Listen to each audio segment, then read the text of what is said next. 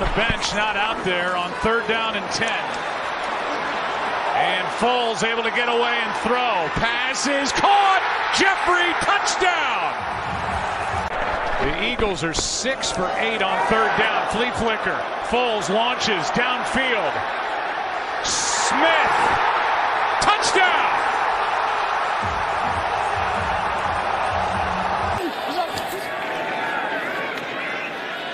Off play action. Going for it all into the end zone, and it is caught. Alshon Jeffrey for the touchdown. 4th and goal. And they're going to snap it, and it's Trey Burton who throws, caught. Foles, touchdown.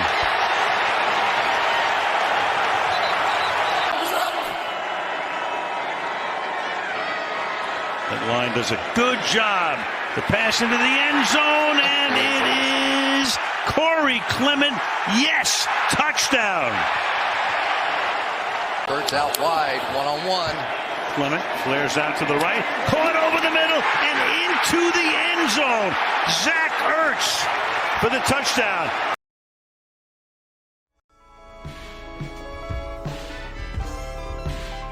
Let me talk my shit again.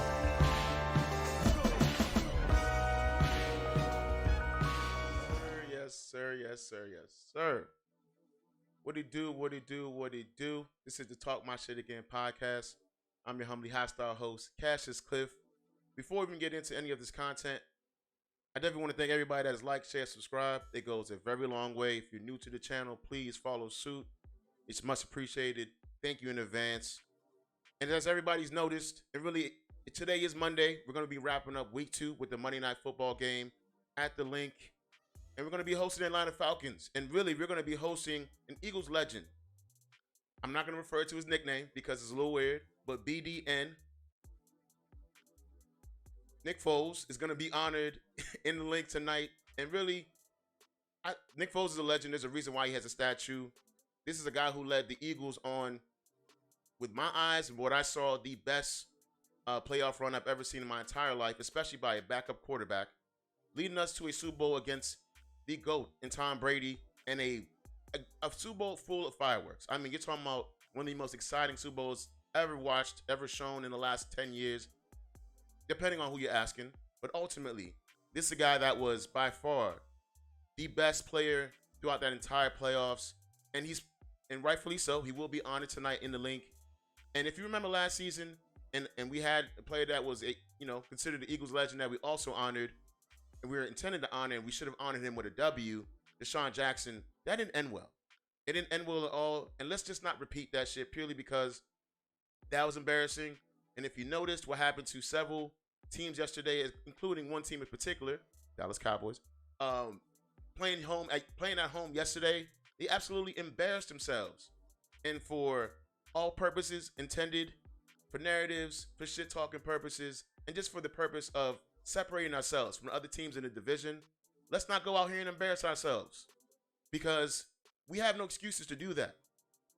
Yes, A.J. Brown is going to be out for this game, and that sucks. I'm not going to lie.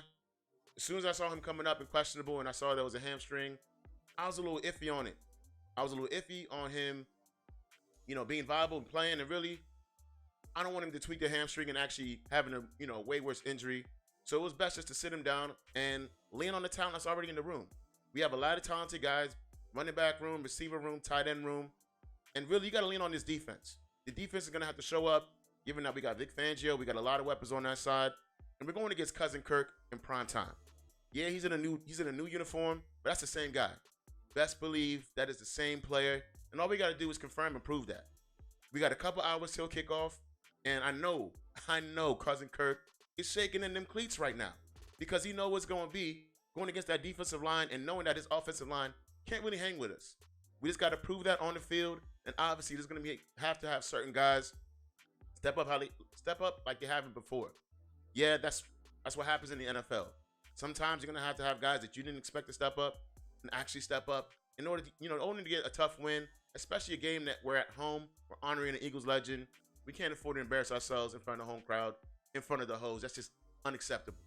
So that being said, We're going to get into some of these clips and certain players that I fully expect to not only contribute, but we got to lean on these guys if we have any chance of winning and having a convincing win, which I firmly and truly believe is possible and is well within our cards if we play those cards right. First and foremost, get familiar. Saquon Barkley, again, I think is going to prove that he is one of the best running backs in the entire league. And he's going to have an opportunity to show that again this week purely because we're going to have to lean on him. We got no A.J. Brown. The running game was working great last week, and he actually had a catch for a touchdown. It's only right that we continue to lean on the guy who's the most effective. We're talking about the NFC player of the week, Saquon Barkley. Prepare to see him in heavy doses, either catching or running the ball, because that's what's going to be the recipe for success, at least on the offensive side. Again, we got no A.J. Brown, but we got this guy right here, number 6, skinny Batman, Slim Reaper. Devontae Smith is by far one of the most underrated dogs in the entire league. And I think he's going to show that in this game because he's going to have to be the lead dog in that receiver room. Yeah, we brought Jahan Dotson over there to, help the depth, really in terms of receiver and having good options at receiver because we already knew what Quez Watkins was when we had him. But Devontae Smith's going to have to lead this room. And here he is in the game without A.J. Brown, going against a pretty good defense and coordinating Todd Bowles and absolutely doing everything he could to actually help this offense through the air because, yeah, we end up getting dog walked by them, but the guy had over 140 yards receiving. I mean, this is a guy who's, 175, 6'1", 6 feet. Nobody expected this guy to even last and even be able to take hits and break tackles, but Smitty's out here proving people wrong on a weekly basis. We just need to see the repeat performance, and that's going to help us a lot on the offensive side. We're going to have to lean heavily again, not only on the run, but play calling is going to have to be huge in this game. We're going to have to continue to be creative and put guys in the best positions possible. We saw quickly and early last year what happens when you just lean on the talent that's in the room and don't try to add any innovation in the offense. I mean, you're talking about stale offense and just really expecting a guy to win one-on-one every time. That's malpractice, bro. Like, what do you expect to happen? All these guys are pros. Defensive coordinators watch tape just as much as offensive coordinators watch tape. So there's about so much times you could do that unless you really have top-tier talent at every position. But when it comes to a guy that we haven't seen, especially given like last week, in an offense that absolutely should be featuring this position, a guy like this, Dallas Goedert, he needs to be involved in this offense early and often in order to keep this defense honest. Because if you notice, yeah, they're going against the Steelers, who's probably not a great offensive team, but that DB room in Atlanta ain't no joke. Jesse Bates, Justin Simmons, A.J. Terrell, you're talking about probably one of the best defensive backs in the entire league. They're not going to make it easy on us no matter what Kirk Cousins does on the other side of the pole. They're going to give us a run for our money, and we're going to have to lean on a guy like Dallas Goedert if we have any chance of keeping the score high and really, keeping this offense moving, flowing at an effective rate, especially you don't have your number one option in A.J. Brown. I mean, Dallas Goedert he's simply just too good to not get the ball, and we got to get this guy in the great spots, in the best spots possible, just to allow guys like Saquon to continue to eat. Because I best believe they're going to kill on that one run early and often, if that's all we're doing, and that's the only thing that's working, aside from a guy like Smitty. But if we're going to move on to the other side of the ball and really detail how we can actually have an effect and really impact on this game, it's going to have to be in the trenches. It's going to have to be that D-line showing up and really getting real familiar with Cousin Kirk as if they family. Because we already know this is a guy that does not perform well on primetime. This is an offensive line that's not considered too great. Yeah, they have Lindstrom, who's, I believe, an all-pro. But aside from him, they have a bunch of guys, from what I saw, especially last week. And really and truly, our defensive line is just too good, and we should be able to put pressure on anyone. It doesn't matter who we're going up against. I do feel like the Packers had a pretty good defensive line, but guys like Jordan Davis, Jalen Carter, Josh Sweat, and especially guys like Bryce Huff need to be getting home early if we're going to have any chance in this game. Because even though we beat the Vikings last year and they had Justin Jefferson, Cousin Kirk was throwing a party all over that DB room. And yeah, we know well and good what Bradbury is, but Jordan Love was doing virtually the same thing early in that game. He was just making timely passes. And yes, we had some PBUs, we had an interception, but now we're playing on the real field. And if guys aren't slipping all around the field, we're really going to see what this defense is looking like really early and often. Because Bijan Robinson ain't no joke. I have respect for Drake London. Kyle Pitts is Kyle Pitts, But Bijan Robinson is no joke. running the ball, catching the ball. Loki like a Saquon Barkley Jr., if you ask me.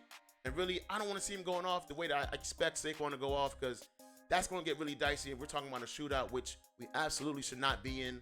And I don't want to go in the shootout without A.J. Brown, our best weapon offensively. I just feel like that's a recipe for disaster. That's a recipe for disaster. And if you're talking about disaster is losing at home in front of the home crowd in your season opener. Ask all the Dallas fans. That is a disaster. Getting dog walk in the first half against a team that a lot of people did not even pick to win, 10 games, make it to the playoffs? They didn't put up 90 points back-to-back weeks. I'm talking about the New Orleans Saints. Now, this is not a New Orleans Saints segment or even a Dallas segment. This is about not embarrassing yourself in front of the hoes, because that is a bad look. We at home in front of Nick Foles. He's about to be honored. And this is the season opener. You saw what happened in the season opener for Dallas. You saw what happened when it came to the Giants. We can't afford that. We absolutely have to capitalize and separate ourselves from these guys, because we've been talking all off season. We're not the same. We got to go improve it on that field. We got a couple hours to do that. And really, I feel like we're ready. I feel like we're primed to do that. But certain guys are going to absolutely have to step up. Dallas Goedert, Smitty, obviously. Jalen, you got it. We can't have any turnovers. Yes, we know that DB room is good, but we got no excuses. We got no excuses here. We know Cousin Kirk is going to give us some kind of work here.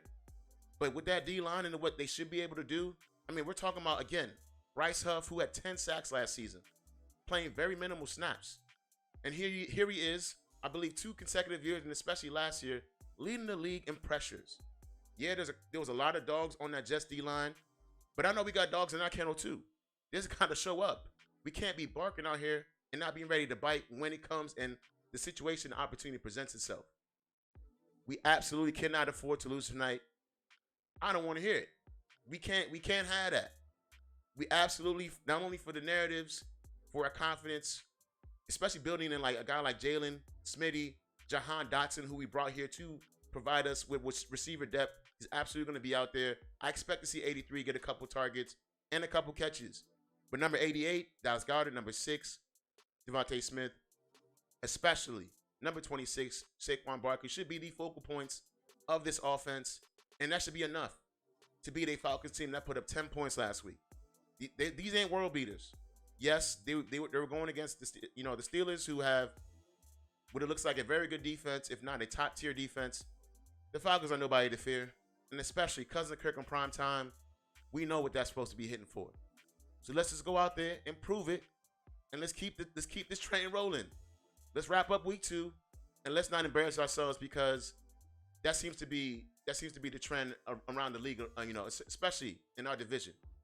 Last week, especially yesterday, when it came to that mid-off in Washington, and then you had that embarrassment in Dallas. Let's not follow suit with the division. Let's separate ourselves, and tonight would be a great opportunity to do that. With that being said, this is your humbly hostile host, Cassius Cliff, on the Talk My Shit podcast. I'm going to check y'all later. We out. Peace.